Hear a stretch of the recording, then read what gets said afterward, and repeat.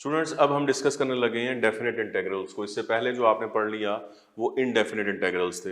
अब definite integrals को आप किस तरह डिस्कस करते हैं कि आप यूँ समझें कि आपके पास एक फंक्शन एफ ऑफ एक्स है और ये इक्वल है फाई प्राइम एक्स के डेरिवेटिव के। अब आप जब इसको इंटीग्रेट करेंगे एफ ऑफ एक्स को विद रिस्पेक्ट टू एक्स, तो अब हम यहाँ पर डेफिनेट इंटीग्रेशन में क्या करते हैं, लिमिट्स लेते हैं बेसिकली। सो आप देखिए ए से लेकर बी तक ये इसकी लिमिट्स हैं जो कि कांस्टेंट्स होते हैं, और एफ ऑफ एक्स की जब आप इंटीग्रेशन कर रहे हैं तो बेसिकली आप एक ऐसा फंक्शन ढूंढ रहे हैं जिसका डेरिवेटिव करने से एफ ऑफ एक्स आ जाए, और वो मैंने यहाँ पर बताया कि फाई ऑफ एक्स एक ऐसा फंक्शन है जिसका डेरिवेटिव लेने से एफ ऑफ एक्स आता है। तो इसका मतलब ये हुआ कि एफ ऑफ एक्स की जो इंटीग्रेशन है यहाँ पर बेसिकली वो क्या बनेगी, वो इसके मुताबिक बनेगी फाई ऑफ एक्स। अब इसमें जो फर्दर आपने काम करना होता है वो ये कि फिर आप इस पे लिमिट्स लेते हैं। लिमिट्स आपको दी हुई है ए से लेकर बी तक, ये रेंज आपको दी हुई है। अब आपने क्या करना है, आपने लिमिट्स अप्लाई करनी है। इसके अंदर अप्लाई करने का तरीका आपने पढ़ा हुआ है कि पहले इस पे अपर लिमिट अप्लाई करते हैं माइनस, फिर आप इस पे लोअर लिमिट अप्लाई करते हैं। So we are doing that.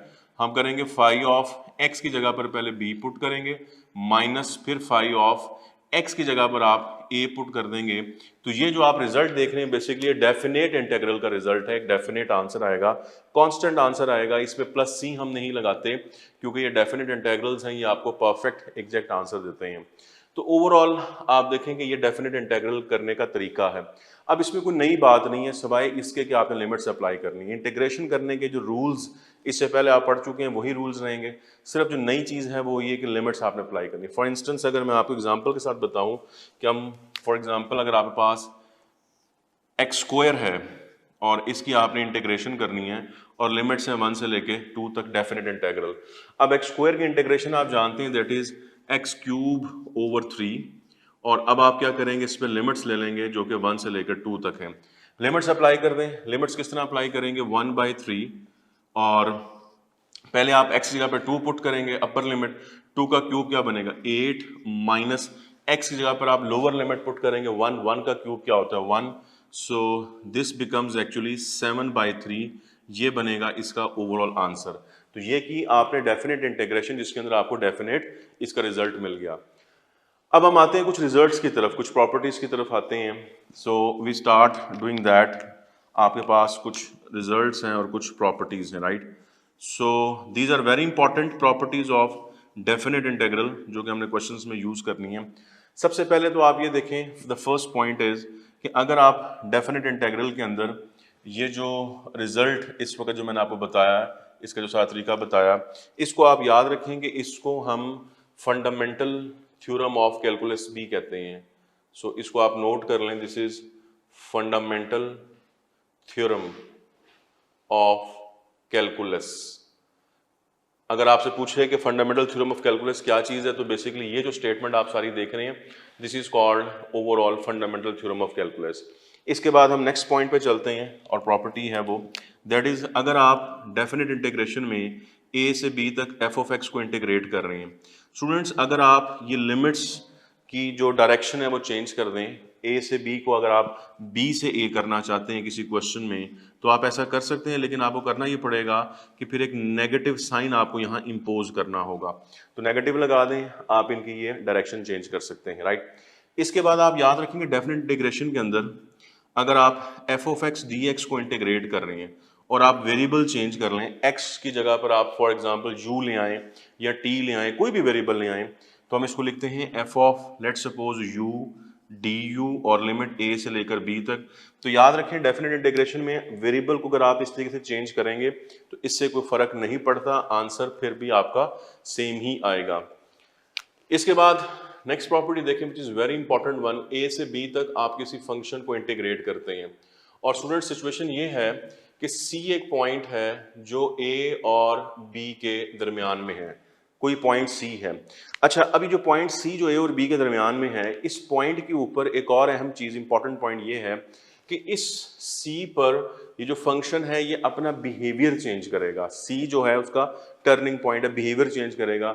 अब बिहेवियर चेंज करने से मतलब आप यूं समझ लें कि सी से पहले वो पॉजिटिव है तो सी के बाद वो नेगेटिव होगा, या आप यूं समझ लें कि सी से पहले अगर वो नेगेटिव है तो सी के बाद वो फंक्शन पॉजिटिव हो जाएगा, साइन चेंज करेगा। नेगेटिव से पॉजिटिव पे जाए या पॉजिटिव से नेगेटिव पे जाए, तो सी पॉइंट जो होगा इस पे वो अपना बिहेवियर चेंज कर रहा होगा, और बिहेवियर चेंज करना भी मैंने आपको बता दिया, साइन चेंज हो रहे हैं उसके, ठीक है।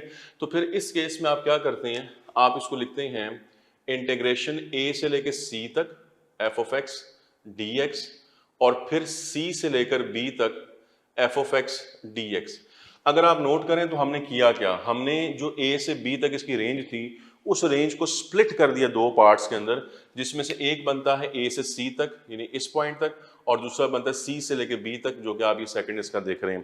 तो हमने इसको स्प्लिट कर देना होता है। So this is very important property, आप इसको एज अ प्रॉपर्टी भी याद रखें, और हम इसके ऊपर अभी क्वेश्चंस को भी डिस्कस करेंगे। इसके बाद नेक्स्ट आप देखिए हमारे पास प्रॉपर्टी आती है कि अगर आप डेफिनेट इंटीग्रेशन कर रहे हैं और उसमें दोनों लिमिट सेम है, ए और ए लिखा मैंने, दोनों ऊपर नीचे की लिमिट सेम है, तो स्ट्रेट अवे इसका आंसर बनता है 0। फिर आप इसे कैलकुलेट नहीं करेंगे, प्रॉपर्टी के साथ 0 कर देंगे। इसी तरह से आप देखें अगर आप डेफिनेट इंटीग्रेशन कर रहे हैं और जो लोअर अपर लिमिट है इनके साइन ऑपोजिट है, माइनस ए से प्लस ए, और सिचुएशन आप देखिएगा F of x D x है, और ये जो एफ ऑफ एक्स आप देख रहे हैं यहाँ पर फंक्शन जो इन्वॉल्व है, अगर ये ऑड फंक्शन है, अगर ये f of x, if f of x is odd function, आप जानते हैं कि odd function f of minus x is equals to minus f of x, chapter number 1 में जो आपने पढ़ा हुआ है। तो अगर ये ऑड फंक्शन है तो याद रखें फिर इसका आंसर डायरेक्टली 0 बनेगा डेफिनेट इंटीग्रेशन में, बशर्त ये कि ये जो आप रेंज देख रहे हैं, जो लिमिट्स देख रहे हैं, इनके साइन ऑपोजिट होने चाहिए और फंक्शन ऑड होना चाहिए। अब इस सब के सब इंपॉर्टेंट कुछ प्रॉपर्टीज हैं, कुछ पॉइंट्स हैं जो आपको याद होने चाहिए रिगार्डिंग डेफिनेट इंटीग्रल्स, राइट। अब हम कुछ क्वेश्चंस की तरफ आते ही हैं। अब क्वेश्चन में जैसे मैंने आपको सिंपल स्ट्रेट अवे ये क्वेश्चन करवाया, इसी तरीके से आप एक्सरसाइज 3.6 देखें तो उस पूरी एक्सरसाइज में डेफिनेट इंटीग्रल की प्रैक्टिस आपको मिलेगी। जितने आप क्वेश्चंस कर सकते हैं आप करें ताकि आपको उसकी प्रैक्टिस हो। For instance we have integration 1 से लेकर e तक log ऑफ x, इसको हमने इंटीग्रेट करना है। ऑप्शंस पे आ जाए, वी आर हैविंग e 1 0 और नन ऑफ दीज। अब सबसे पहले आप देखेंगे ln ऑफ x को इंटीग्रेट कैसे करते हैं। आप पढ़ चुके हैं बाय पार्ट्स इसको इंटीग्रेट करते हैं, और इसके साथ अगर कोई फंक्शन आपको नजर नहीं आ रहा तो फिर आप क्या फंक्शन लेते हैं, 1 लेते हैं। तो बाय पार्ट्स आपने इसकी इंटीग्रेशन करनी होती है। log x फर्स्ट फंक्शन है, 1 इसका सेकंड फंक्शन है, बाय पार्ट्स इंटीग्रेट कर दें। मैं ये एडवाइस करता हूं कि log x की इंटीग्रेशन को आप वैसे ही एज अ रिजल्ट याद कर लें, तो ये अच्छा है, एज अ फॉर्मूला याद कर लें। अगर आपको फॉर्मूला याद नहीं तो फिर बाय पार्ट्स तो आप कर ही लेंगे। अब मैं इसको डायरेक्ट एज अ रिजल्ट करने लगा हूं, और इसका रिजल्ट ये होता है x log of x minus x. ये log x की मैंने इंटीग्रेशन डायरेक्ट लिख दी है। दिस इज वेरी इजी, आप इसको याद भी कर सकते हैं। अब यहाँ पर लिमिट्स हैं, लिमिट्स को भी अप्लाई करना है आपने, तो फिर हम यहाँ पर लिमिट्स ले लेते हैं जो गिवन है क्वेश्चन में 1 से लेकर तो e तक। अब लिमिट्स को अप्लाई कर दें इसके अंदर। लाइक सबसे पहले आप अपर लिमिट e पुट करेंगे तो देखिए सिचुएशन क्या बनती है, यहाँ पर ये e हो जाएगा, और ln ऑफ e क्या होता है 1, और x की जगह पर भी क्या आ जाएगा, e आ जाएगा, माइनस, ये हमने अभी upper limit apply, lower limit apply करें, x को 1 पुट करें, यहाँ 1 पुट करेंगे, log 1 क्या होता है 0, ओवरऑल 0 हो जाएगा, और ये x की जगह पर आप 1 पुट कर दें। अब आप इसको सिंप्लीफाई कर लें, ये कैंसिल हो जाएंगे, तो ओवरऑल आप देखें आपका आंसर क्या बनेगा, +1, जो कि ऑप्शंस में बीटा इसका आंसर है।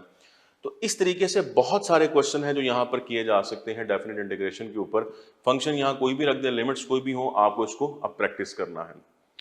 इसके बाद आप देखें हमारे पास एक क्वेश्चन है, लाइक हम इंटीग्रेट कर रहे हैं 10 से लेकर, ये लिमिट्स है इसकी, x² + 1 over x + 1 is equals to, and obviously dx is there. So let's see the option we are having 20, 15, 0 or you can say 27, right? अब आप इसको इंटीग्रेट करने का सोच रहे हैं और फिर लिमिट्स पुट करने का सोच रहे हैं। अभी मैंने प्रॉपर्टी आपको बताई, उसके मुताबिक आप देखें इसकी लोअर लिमिट भी 10 है और अपर लिमिट भी 10 है। तो जब लोअर अपर लिमिट बिल्कुल सेम हो तो आपको इंटीग्रेट करने की जरूरत ही नहीं, आप स्ट्रेट अवे प्रॉपर्टी के मुताबिक इसका आंसर क्या करेंगे, 0, चार्ली इसका आंसर होगा। तो आपने लिमिट्स को भी देखना है। इसी तरीके से किसी और क्वेश्चन में आप देखें, वी आर हैविंग -π और फंक्शन है समथिंग लाइक दिस। अब आप देखें इसकी ऑप्शंस में आ जाएं, वी आर हैविंग 0, 1/2, √3/2 और 5। अब इस क्वेश्चन में भी आप इसको इंटीग्रेट करें और लिमिट्स पुट कर दें, जाहिर आप कर सकते हैं, लेकिन आपने गौर ये करना है कि इस क्वेश्चन में एक तो लिमिट्स के साइन देखें आप, माइनस पाई से प्लस पाई, ये लिमिट्स के साइन ऑपोजिट हैं। तो जैसे मैंने आपसे कहा था कि लिमिट के साइन ऑपोजिट और फंक्शन ऑड हो तो डायरेक्ट आंसर क्या बनता है, जीरो। अब आपको ये कंफर्म करना है कि जो फंक्शन यहाँ इंटेग्रेंट जो आप देख रहे हैं क्या ये ऑड है, चेक कर लें। एक्स की जगह पे माइनस एक्स पुट करें और यहाँ भी माइनस एक्स पुट करें, तो यहाँ से माइनस शुरू में आ जाएगा तो यही फंक्शन दोबारा आ जाएगा, यानी माइनस एफ ऑफ एक्स बन जाएगा, मतलब ये ऑड फंक्शन है। तो ऑड फंक्शन है तो फिर आप इसको इंटीग्रेट नहीं करें बल्कि स्ट्रेट अवे इसका आंसर क्या कर देंगे, जीरो कर देंगे, अल्फा इसका आंसर कर देंगे। अब इसमें एक इंपॉर्टेंट केस आप पढ़कर आए हुए हैं, दैट इज इंटीग्रेशन ऑफ -1 से +1 एक्स मॉड। इसको हमने इंटीग्रेट करना है। ऑप्शंस में वी आर हैविंग 1/2, 1/4 और 1/3 और सिंपली 1। अब सबसे पहले तो आप रिकॉल करेंगे x mod absolute value function है। मैं आपको अक्सर इसके बारे में बताता हूँ कि जब आप इसको बाय डेफिनेशन देखें तो ये पीस वाइज फंक्शन होता है।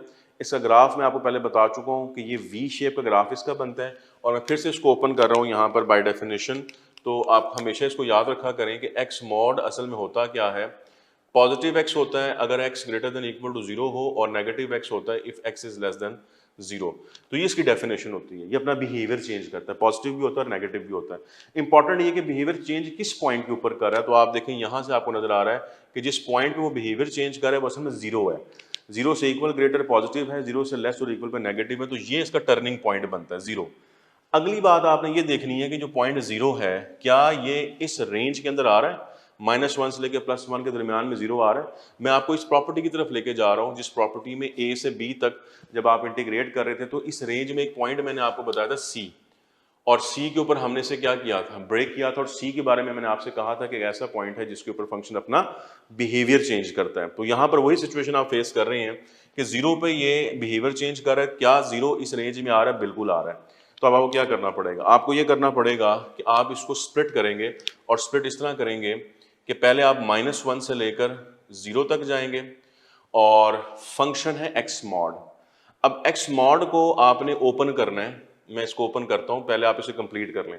-1 से लेकर 0 तक जाएंगे और फिर 0 से लेकर 1 तक जाएंगे। अब यहाँ जो ओपन करने की स्पेस मैंने छोड़ी, इसको केयरफुली करें। फर्स्ट ऑफ ऑल आप देखें -1 से 0 तक जो रेंज है ये वो रेंज है जिसमें x लेस है 0 से लेस की रेंज है, और जब x 0 से लेस हो तो x मॉड को कैसे ओपन करते हैं, -x ओपन करते हैं। तो इस पार्ट के अंदर हम x मॉड को जब ओपन करेंगे तो हम इसको -x ओपन करेंगे। फिर आप देखें सेकंड पार्ट है 0 से लेकर 1 तक। अब 0 से 1 का मतलब है 0 से ग्रेटर वैल्यूज, तो 0 से ग्रेटर के लिए आप इसको क्या ओपन करते हैं, पॉजिटिव x। तो यहाँ पर फिर ले लेंगे आप इसको ओपन करेंगे पॉजिटिव x। तो ये ओपन करने का जो तरीका मैंने बताया, दिस इज इंपॉर्टेंट, कि जो रेंज नेगेटिव वाली है वह नेगेटिव और जो पॉजिटिव वाली है वहाँ पॉजिटिव। इसके बाद आप इसको इंटीग्रेट करें, लिमिट्स पुट करें, you will get the answer. तो मेन जो इसके क्रक्स थे पॉइंट्स मैंने आपको बता दी, तो आपने इसको स्प्लिट करना है और स्प्लिट करने के बाद पॉजिटिव नेगेटिव लेना है। इसके बाद आप इसकी इंटीग्रेशन करें, इसकी इंटीग्रेशन क्या बनेगी, x² और माइनस भी है x² और लिमिट्स हैं यहाँ पर -1 से 0 तक, प्लस इसकी इंटीग्रेशन भी x² और अगेन लिमिट्स हैं यहाँ पर 0 से लेकर 1 तक। लिमिट्स अप्लाई कर दें स्टूडेंट्स, तो 0 और ये -1 करेंगे तो ओवरऑल आप देखें ये बनेगा 1/2। इसको सिंप्लीफाई कर लें, 1 और 0 ये बनेगा 1/2, और 1/2 + 1/2 इज एक्चुअली 1। अब आप ऑप्शंस में देखें तो डेल्टा इसका आंसर बन रहा है। तो ये इंपॉर्टेंट केस होता है जिसमें आपने इस मॉड की इंटीग्रेशन को देखना है, इसको सॉल्व करना है। अब एक और क्वेश्चन मैं आपके साथ डिस्कस करता हूँ फर्दर प्रैक्टिस के लिए, उसमें भी हम एब्सोल्यूट वैल्यू फंक्शन को ही यूज करने लगे हैं। आप क्वेश्चन देखें इस तरह से, if we are having integration of x - 3 mod dx, और जो पॉइंट है वो 1 से लेकर 5 तक है। अब आप देखिए इसकी रेंज भी आपको मैंने बता दी, ये मॉड वाला केस है। आपको इसको ओपन करना है बाय डेफिनेशन, जैसे मैंने आपको यहाँ पर इसके डेफिनेशन से ओपन करके दिखाया था, ताकि आपको पता चले कि इसका टर्निंग पॉइंट क्या है, 0। तो अब आप देखिए इस केस में टर्निंग पॉइंट क्या होगा, किस पॉइंट पे ये अपना बिहेवियर चेंज करेगा। उसका आसान तरीका बताता हूँ। मॉड के अंदर ये जो एक्सप्रेशन लिखी होती है इसको आप 0 के इक्वल कर लिया करें, तो यहां से x मिलेगा 3, तो ये बनेगा इसका टर्निंग पॉइंट।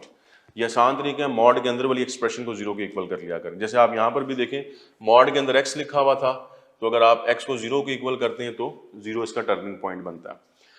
अब आपने देखना है कि जो 3 पॉइंट है क्या वो इस रेंज में आ रहे हैं, 1 से लेके 5 तक बिल्कुल आ रहा है। तो अगर इस रेंज में आ रहा है तो फिर आप इसको स्प्लिट करने जा रहे हैं जैसे पहले आपने किया। तो स्प्लिट आप कैसे करेंगे इसको, 1 से लेकर 3 तक और उसके बाद आप करेंगे 3 से लेकर 5 तक। अब जो फर्स्ट रेंज होती है इसके अंदर आपने x मॉड को ओपन करना है नेगेटिव, यानी जब आप इसको ओपन करेंगे तो -3 करेंगे और सेकंड में आप इसको ओपन करेंगे तो पॉजिटिव। अब इससे आगे आप इसको इंटीग्रेट करके लिमिट्स पुट कर लें, आप इसको सॉल्व कर सकते हैं। तो 3 इसका टर्निंग पॉइंट था और मैंने तरीका बता दिया कि जो एक्सप्रेशन होती है उसको इक्वल करें 0 के। अगर आप इसको बाय डेफिनेशन ओपन करके देखें तो वो भी हम लिख लेते हैं x-3 mod is equals to positive x-3 if x is greater than equal to 3 और negative x-3 if x is less than 3। तो ये इसकी मैंने डेफिनेशन भी आपको ओपन करके दिखा दिया। आप फिर से देख लेंगे 1 से 3 तक ये जो रेंज आप देख रहे हैं ये 3 से लेसर वैल्यूज हैं। तो 3 से लेसर के लिए आप इसको कैसे ओपन करेंगे, नेगेटिव, तो हमने यहाँ नेगेटिव यूज किया हुआ है। 3 से 5 तक जो रेंज है वो 3 से ग्रेटर वैल्यूज के लिए है, तो ग्रेटर वैल्यूज के लिए हम इसको क्या ओपन करें, पॉजिटिव। तो इससे आगे आप इसको इंटीग्रेट करके इस पे लिमिट्स पुट कर दें, कंप्लीट कर लीजिएगा, ठीक है। अब इसके बाद एक और टाइप ऑफ क्वेश्चन हम यहाँ पर देख लेते हैं। फॉर इंस्टेंस हमारे पास है 1 से लेकर 3 तक एफ ऑफ एक्स की जो डेफिनेट इंटीग्रेशन है वो 2 है और इसके बाद 5 से लेकर 3 तक एफ ऑफ एक्स जो है इसकी इंटीग्रेशन जो है वो 6 है और आपसे वो कहता है कि देन आप बताएं कि इंटीग्रेशन ऑफ 1 से लेकर 5 तक F of x D x किसकी इक्वल होगी। तो ऑप्शंस में 8 की इक्वल होगी, 6 की इक्वल होगी, -4 की इक्वल होगी या 12 की इक्वल होगी। सबसे पहले आप क्वेश्चन देखें, इस क्वेश्चन को आपने 1 से लेकर 5 तक फंक्शन की जो इंटीग्रेशन है वो बतानी है और गिवन है 1 से 3 और 5 से 3। अब आप देखें कि यहाँ पर कॉमन पॉइंट आपको क्या नजर आ रहा है, 3 इनका कॉमन पॉइंट है और जो लोअर है वो 1 है और जो अपर फाइनल जो सबसे बड़ी लिमिट है वो 5 आपको दी हुई। तो आपने करना है कि आप इसको अरेंज कर लें। कैसे अरेंज करेंगे, आप देखें ये 1 से 5 तक है, मैं इसको लिख रहा हूं 1 से लेकर 3 तक और फिर हम इसको लिख रहे हैं 3 से लेकर 5 तक। तो आप देखें जो इंफॉर्मेशन क्वेश्चन में गिवन है उसी को मैंने यहां पर यूज किया है। अब 1 से 3 तक एफ ऑफ एक्स आपको दिया विच इज 2, इसकी वैल्यू पुट कर दें और 3 से 5 तक आपको नहीं दिया हुआ, आपको दिया 5 से 3 तक। तो अगर इसी को हम 3 से 5 करें तो आप लिमिट्स को चेंज करें। प्रॉपर्टी मैंने बताई थी कि आप लिमिट्स की डायरेक्शन अगर चेंज करते हैं तो फिर आपको नेगेटिव करना पड़ता है, यानी इसके लिए जो 6 आपको दिया हुआ है इस 6 को हम क्या यूज करेंगे, -6। तो ओवरऑल आपके पास आंसर क्या आएगा, -4, जो कि आप ऑप्शंस में देखें तो चार्ली इसका आंसर है। So again this is important type of question. आपको 3.6 से पहले एग्जांपल मिलेगी, उस एग्जांपल में आपको कुछ इस तरह के क्वेश्चंस मिलेंगे जो डेफिनेटली आपको प्रैक्टिस करने हैं। तो स्टूडेंट्स यहाँ तक जो डिस्कशन थी 3.6 में जो डेफिनेट इंटीग्रल्स आप पढ़ते हैं उनको हमने डिस्कस किया, कुछ इंपॉर्टेंट प्रॉपर्टीज मैंने आपको बताई हैं और कुछ क्वेश्चंस हमने प्रैक्टिस की और आपने फर्दर क्वेश्चन ज़ाहिर है बुक से और प्रैक्टिस बुक से करने हैं। अब आप देखें एप्लीकेशन की तरफ आए, ये जो डेफिनेट इंटीग्रल्स हम पढ़ रहे हैं इसकी एप्लीकेशन क्या होती है, इसकी एप्लीकेशन आपने पढ़ी, दैट इज वेरी इजी। हम फाइंड आउट करना चाहते हैं एरिया अंडर द कर्व, ये एप्लीकेशन है इसकी डेफिनेट इंटीग्रल्स की, area under the curve. Situation क्या होती है, सिचुएशन ये है, अगर आप इसको यहाँ पर एक दफा रिवाइज कर लें कोऑर्डिनेट सिस्टम के ऊपर, कि हमारे पास यहाँ पर एक फंक्शन है y is equal to f of x, something like this, हम इसको y is equal to f of x कहते हैं और इस फंक्शन पे कुछ लिमिट्स आपको दी हुई है, एक्स एक्सिस पे यहाँ a है और यहाँ पर b है, ये x is equal to a है और ये x is equal to b है और आप देख रहे हैं कि इस फंक्शन के अंडर और x एक्सिस से ऊपर यहाँ पर इन लिमिट्स के दरमियान ये कुछ एरिया है जो बाउंड हुआ है, जो आप यहाँ पर देख सकते हैं, राइट। हमने ये एरिया फाइंड आउट कर रहे हैं तो इसको हम कहते हैं एरिया अंडर द कर्व। इस कर्व के अंदर आपने एरिया फाइंड आउट कर रहे हैं, तो इसका यही तरीका है जो भी आपने पढ़ा है। तो एप्लीकेशन में हम कहते हैं कि जो एरिया है बेसिकली वो क्या होगा, आपने इंटीग्रेट करना है इस फंक्शन को एफ ऑफ एक्स को और उसके अंदर लिमिट्स पुट कर देनी है जो एक्स एक्सिस के ऊपर आपको नजर आ रही हैं, वो है ए और बी। तो ये जो इसका आंसर आपको मिलेगा डेफिनेट इंटीग्रेशन से स्टूडेंट्स, वो एरिया अंडर द कर्व को रिप्रेजेंट करेगा। This is very important topic और एक्सरसाइज 3.7 में आपको जितने भी क्वेश्चंस दिए हुए हैं और एग्जांपल्स भी हैं, आई एडवाइज कि आप उन सारों को प्रैक्टिस करें and this is very easy one as well. अब क्वेश्चन आप कैसे करते हैं, आप कहते हैं फॉर इंस्टेंस के the area under the curve और कर्व आपको दिया हुआ है y is equal to x square minus 1 and या from x is equal to 1 to x is equal to 3 is. अब ये एक स्टेटमेंट है जिसका आपने देखना है कि कर्व है और कर्व के अंडर आपने एरिया फाइंड आउट करना है और x पे लिमिट्स आपको दी 1 से लेकर 3 तक। अभी तक जो हमने इसके ऊपर काम कर लिया है, आप उस काम के मुताबिक इसे कैलकुलेट कर लें तो definitely you will get the answer. आप क्या करेंगे इसके अंदर, एरिया के लिए स्टूडेंट्स आप इंटीग्रेट करेंगे एक्स स्क्वायर माइनस 1 को और लिमिट है 1 से लेकर 3 तक। So simple is that. अभी बनेगा एक्स क्यूब ओवर 3 और इस पे लिमिट्स आ जाएंगी 1 से 3 तक और इसकी इंटीग्रेशन x है और लिमिट्स आ जाएंगी 1 से 3 तक। अब आप इसको सिंप्लीफाई कर लें तो बनेगा 27 माइनस 1 26/3 और आप इसको सिंप्लीफाई करेंगे 3 माइनस 1 ये बनेगा एक्चुअली 2 3 2 6 तो 20/3 ये इसका आंसर बनेगा एरिया अंडर द कर्व का। नेगेटिव का भी आंसर आ जाए तो उसको पॉजिटिव कर लिया करें, उसकी एब्सोल्यूट वैल्यू ले लिया करें क्योंकि आपको पता है एरिया नेगेटिव नहीं होता, राइट। तो इस तरह से अब आप एक्सरसाइज के डिफरेंट क्वेश्चंस को प्रैक्टिस करें। इसी तरह इसमें एक और क्वेश्चन आप देखें, हम प्रैक्टिस करते हैं। The area between x axis and the curve y is equal to 4x minus x square is। अब इंटरेस्टिंग ये कि इस क्वेश्चन में एरिया बिटवीन एक्स एक्सिस और कर्व उसने पूछा हुआ है, लिमिट्स नहीं आपको दी हुई। यहाँ लिमिट्स थी तो हमने उसको सिंपली इंटीग्रेट कर लिया था। अब जितनी भी क्वेश्चन है जहाँ आपको लिमिट्स दी जाएंगी उनको तो आप इस तरीके से प्रैक्टिस कर लें। अब इसमें देख लें कि आपको क्या करना है। ऑप्शंस हम देख लेते हैं। इसमें वी आर हैविंग लाइक 31/5 और 32/3 और वी आर हैविंग 38/7। अब आप देखें इसके अंदर सबसे पहला काम आपका लिमिट्स फाइंड आउट करना होगा। अब आप लिमिट्स कैसे फाइंड आउट करेंगे, लिमिट्स अबाउट एक्स एक्सिस जो हम पढ़ रहे हैं ओवरऑल हमारी लिमिट एक्स एक्सिस के ऊपर होती हैं। तो लिमिट अबाउट एक्स एक्सिस के लिए आप देखें एक्स एक्सिस के ऊपर y की वैल्यू हमेशा क्या होती है, 0। तो हम यही किया करेंगे कि हम यहाँ पर लिमिट निकालने के लिए y को 0 पुट किया करेंगे। तो 4x माइनस एक्स स्क्वायर, यहाँ से आपको लिमिट्स मिल जाएंगी।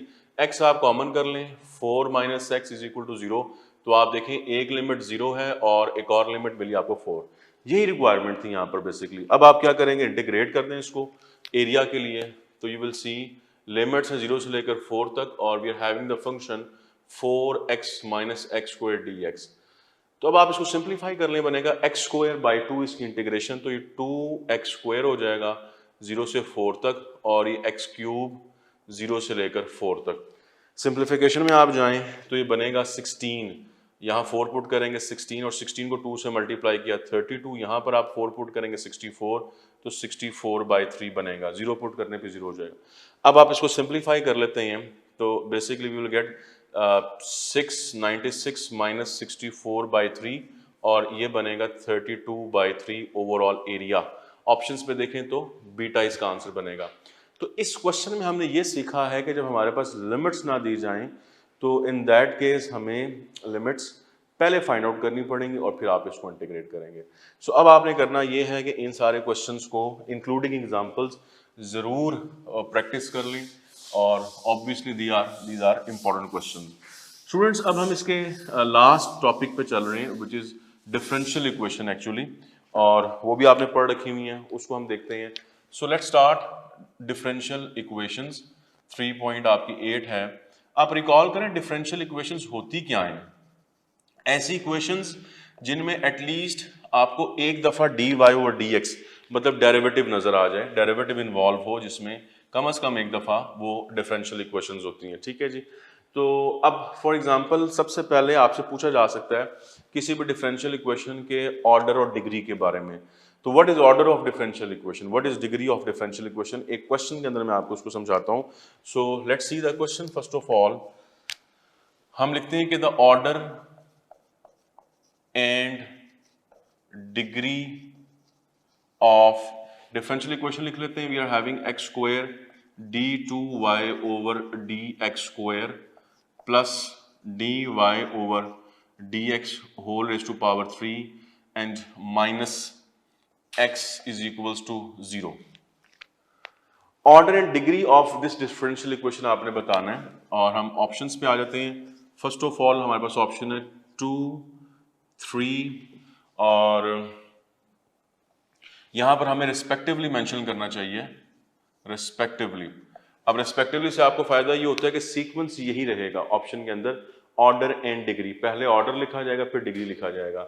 और बीटा ऑप्शन में हम कहते हैं हमारे पास 1, 2, चार्ली ऑप्शन 2, 1, और डेल्टा ऑप्शन हमारे पास बनेगी 3 एंड 1।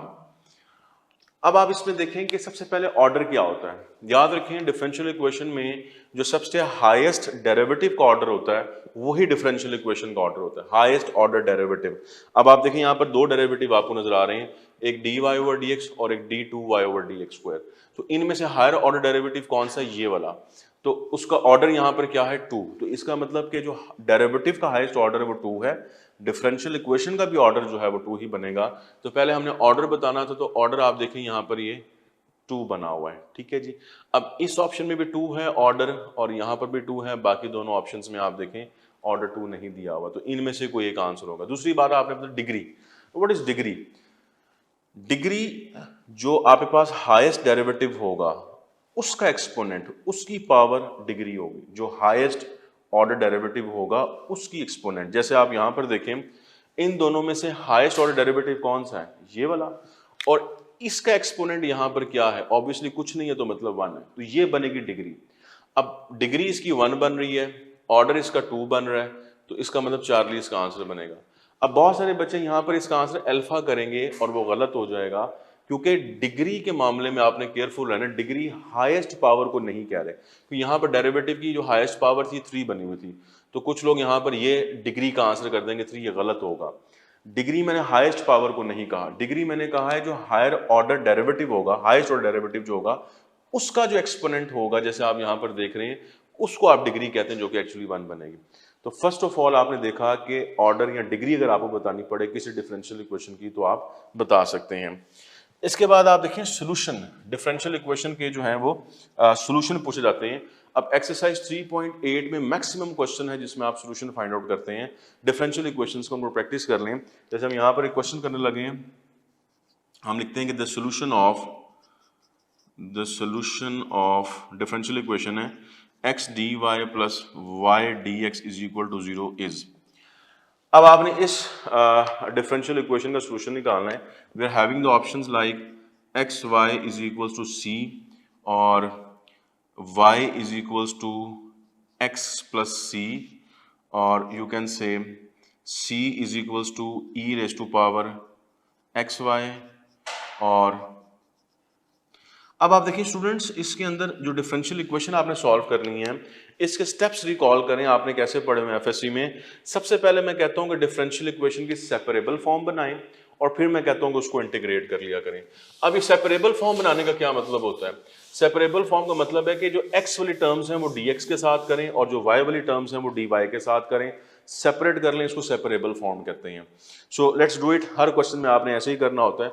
अब इस क्वेश्चन में सेपरेबल फॉर्म बनाएंगे तो x वाली टर्म्स और dx को इकट्ठा करने के लिए हम करेंगे इसको x dy is equals to minus y dx। इसको आप यहाँ शिफ्ट करते हैं। अब आप देखिए x को यहाँ ले आए और y को यहाँ ले आए, तो ये बनेगा 1/y dy, और दिस फॉर्म, ये जो फॉर्म बन गई है इसको मैं बोल रहा था सेपरेबल फॉर्म, राइट। इसके बाद आप क्या करते हैं? इनको इंटीग्रेट। अब इंटीग्रेट करेंगे तो आपको इसका आंसर मिलेगा, राइट। अब आप क्या करेंगे? 1/y की इंटीग्रेशन क्या होती है? ln of y। उसके बाद माइनस 1/x की इंटीग्रेशन ln ऑफ x, और यहाँ आप c ऐड करते हैं, c कांस्टेंट ऐड करना होता है। जब y के साथ log आ जाए, या यूं समझ लेंगे जो डिपेंडेंट वेरिएबल है, जब उसके साथ log आ जाए तो c जो हम ऐड करते हैं उसके साथ भी log लगा लिया करते हैं। ये कोई हार्ड एंड फास्ट रूल नहीं है, सिर्फ सिंप्लीफिकेशन में कन्वीनियंस के लिए हम ऐसा किया करते हैं। अब आप इसको सिंप्लीफाई करेंगे तो ln ऑफ y, और ये log आप देख रहे हैं, तो प्रॉपर्टी यूज कर लें, सब्ट्रैक्ट हो रहे हैं तो आर्गूमेंट इनके डिवाइड हो जाएंगे, log और log कैंसिल हो जाएंगे, x को यहाँ शिफ्ट करेंगे तो x y is equal to C. तो स्टूडेंट्स ये इस डिफरेंशियल इक्वेशन का सोल्यूशन है जो हम फाइंड आउट करना चाह रहे थे। ऑप्शंस में आप देखें तो अल्फा इसका आंसर बन रहा है। इसी तरह से आपने डिफरेंट क्वेश्चंस करने हैं और तरीका यही है कि सेपरेबल फॉर्म बनाएं और बाद में उसको इंटीग्रेट कर दें। याद रखें ये सोल्यूशन जो इस वक्त हमने फाइंड आउट किया है ये बेसिकली इसका जनरल सोल्यूशन है, जिसमें सी आ जाता है वो जनरल सोल्यूशन होता है क्योंकि सी बहुत सारी वैल्यूज को अटेन कर सकता है। अब आप देखें इसके बाद हम एक ऐसा क्वेश्चन करते हैं जिसमें हम जर्नल की बजाय इसका पर्टिकुलर सोल्यूशन निकालते हैं। इसके लिए आप क्वेश्चन देखें, हम पर्टिकुलर सोल्यूशन निकालने का जो मेथड है उसको हम इनिशियल कंडीशन कहते हैं और उसके लिए हम सी की वैल्यू फाइंड आउट करते हैं। जो सी आर्बिट्ररी कांस्टेंट है उसकी वैल्यू फाइंड आउट कर लेते हैं तो वो पर्टिकुलर सोल्यूशन बन जाता है। और जो मेथड होता है वो इनिशियल कंडीशन मेथड हम यूज करते हैं जिससे हम सी की वैल्यू फाइंड आउट। क्वेश्चन में आप देखें हम कर क्या रहे हैं। अब यहाँ पर क्वेश्चन की फॉर्म ये बनती है कि द सोल्यूशन ऑफ, आपके पास डिफरेंशियल इक्वेशन है dy over dx is equals to 2y। इसका सोल्यूशन फाइंड आउट करना है आपने। If y is equals to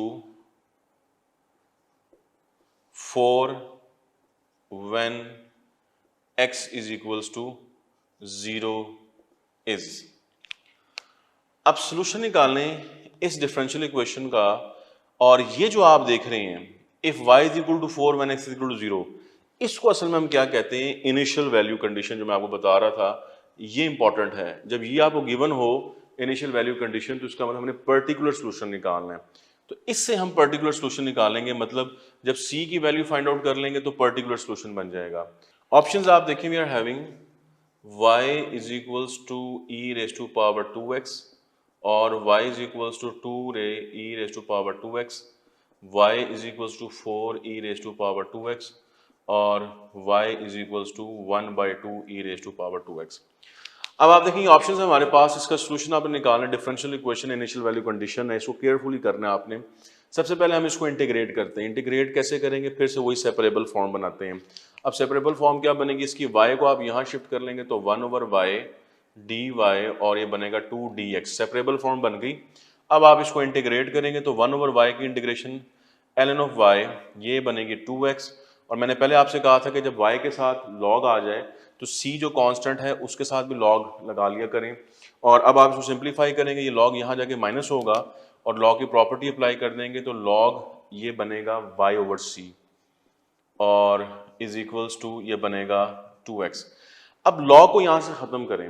याद रखें log को ख़त्म करने का तरीका ये होता है कि log को जब आप इधर शिफ्ट करेंगे तो ये इन्वर्स बनेगा। और आपको पता होना चाहिए कि log का इन्वर्स होता है एक्सपोनेंशियल। तो कहना मैं ये चाह रहा हूँ कि आप इसको लिखेंगे y/c, log जब यहाँ जाएगा तो ये एक्सपोनेंशियल बनेगा, e बनेगा और यहाँ जो कुछ भी लिखा होगा वो इसकी पावर बन जाएगा। इस बात को आप याद रखें। अब यहाँ से क्या बनेगा, y is equals to c को यहाँ ले आए c e raise to power 2x। ये जो सोल्यूशन आप देख रहे हैं ये इसका आंसर नहीं है, ये ऑप्शंस में भी आप देख रहे हैं क्योंकि अभी c लिखा हुआ है और c की वजह से जनरल सोल्यूशन है। हमने कौन सा निकालना है, जिसमें ये इनिशियल वैल्यू कंडीशन दी हुई है, मतलब पर्टिकुलर सोल्यूशन निकालना है। इसको यूज करके c निकालते हैं। अब इसको कैसे यूज करेंगे, y की जगह आप 4 पुट कर देंगे और c फाइंड आउट करना है। x को 0 पुट करेंगे, e पावर 0 1 तो c की वैल्यू आ जाएगी 4 और इसको यहाँ वापस रख दें तो ये आपका आंसर बन जाएगा, ये पर्टिकुलर सोल्यूशन आ जाएगा। तो बनेगा y is equal to c की जगह पे 4 e raise to power 2x। अब आप देखें ये जो इसका आंसर है ये फाइनल इसका पर्टिकुलर सोल्यूशन है।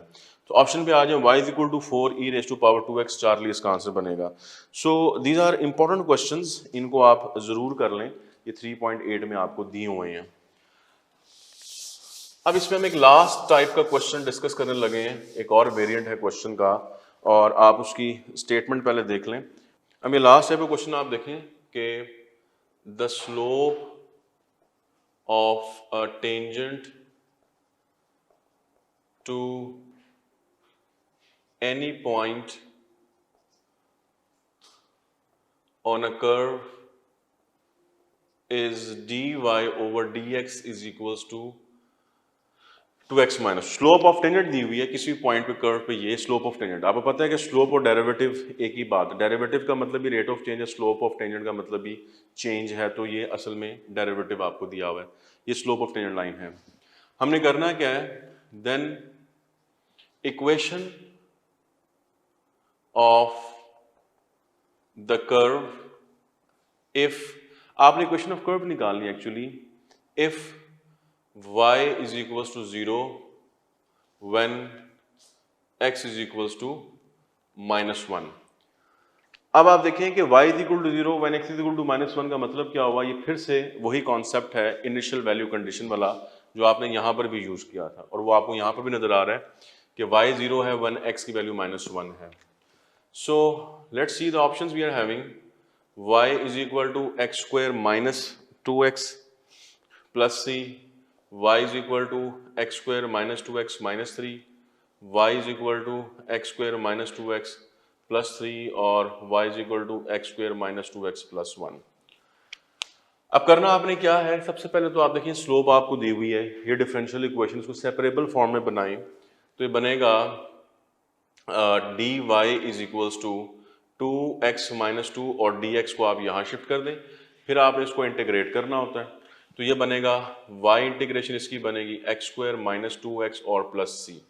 तो आप देखिए वो जो इक्वेशन आप कर्व की निकालना चाहते हैं वो निकल आई, x square minus 2x plus c, और ये ऑप्शन अल्फा में भी दी हुई है, लेकिन आपने अल्फा इसका आंसर नहीं करना, अगर अल्फा इसका आंसर करेंगे तो वो गलत होगा यहाँ पर। उसकी वजह क्या है, उसकी वजह ये है कि उसने कहा कि कर्व इस पॉइंट में से पास कर रहा है, y is equal to 0 when x is equal to -1, इसको भी यूज करके आपने इक्वेशन ऑफ कर्व निकालनी है। तो जब आप इसको यूज करेंगे तो c की वैल्यू निकल आएगी, यहाँ पर c लिखा हुआ है, हमें c की एग्जैक्ट वैल्यू चाहिए, तो उसके लिए हम क्या करेंगे, y की जगह पे 0 पुट कर रहे हैं, x को -1 पुट कर रहे हैं, सो यहां से आप देखें c की वैल्यू -3 आ गई, इसको वापस यहां रखें तो अब आपको मिलेगा इसका फाइनल आंसर जो कि रिक्वायर्ड है, y is equals to x square minus 2x और c की जगह पे -3। अब आप ऑप्शंस में देखें तो बीटा जो है वो इसका राइट आंसर बनेगा। तो ये भी एक टाइप ऑफ क्वेश्चन है जो पॉसिबल यहाँ पर बनती है, इसको भी आपने प्रैक्टिस करना है। तो ये थी ओवरऑल आपकी सारी कंप्लीट इंटीग्रेशन।